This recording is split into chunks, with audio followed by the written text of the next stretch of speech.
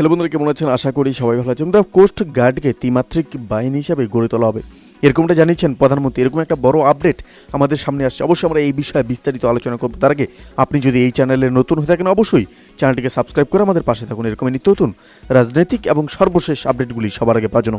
বন্ধুরা, প্রধানমন্ত্রী শেখ হাসিনা বলেছেন যে সরকার নতুন প্রযুক্তি ও আধুনিক সরঞ্জাম সংযোজনের মাধ্যমে বাংলাদেশ কোস্ট গার্ডকে অর্থাৎ বিসিজি একটি ত্রিমাত্রিক বাহিনী হিসাবে গড়ে তুলবে। তিনি বলেন যে আমরা ইতিমধ্যে দুটি হেলিকপ্টার ক্রয়ের মাধ্যমে অ্যাভিনিয়েশন এবং উইং গঠনের নীতিগত অনুমোদন দিয়েছি, যা কোস্ট গার্ডকে ত্রিমাত্রিক বাহিনী হিসাবে গড়ে তুলবে।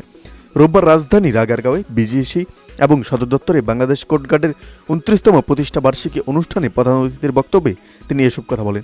প্রধানমন্ত্রী বলেন যে সরকার সম্প্রতি বাংলাদেশ কোস্ট গার্ডের জন্য 9টি প্রতিস্থাপন জাহাজ নির্মাণের জন্য একটি নতুন প্রকল্প অনুমোদন করেছে। তিনি বলেন যে সমুদ্রভিত্তিক পেশা ও নৌপথে নিয়োজিত জনসাধারণের নিরাপত্তার জন্য কোস্ট গার্ড কর্তৃক গভীর সমুদ্রে টহলের জন্য আরও 4টি এবং ওবিপি এবং 2টি মেরিটাইম ভার্সন হেলিকপ্টার সংগ্রহে অনুমোদন দেওয়া হয়েছে।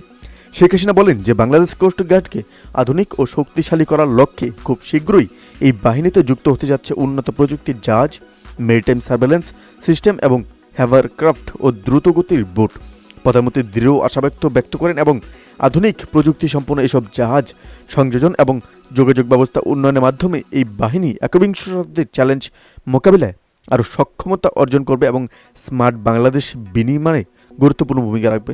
তিনি বলেন যে সমুদ্রে নীল অর্থনীতি এবং নিরাপত্তা নিশ্চিত করতে বাহিনীদের আধুনিকায়নের লক্ষ্যে রূপকল্প এবং 2030 ও রূপকল্প 2041 অনুযায়ী পর্যায়ক্রমে বর্তমানে জনবল 15,000 উন্নীত করার পরিকল্পনা গ্রহণ করা হয়েছে। বন্ধুরা, এই বিষয়ে আপনাদের কি মতামত অবশ্যই আমাদের কমেন্ট করে জানাতে ভুলবেন না।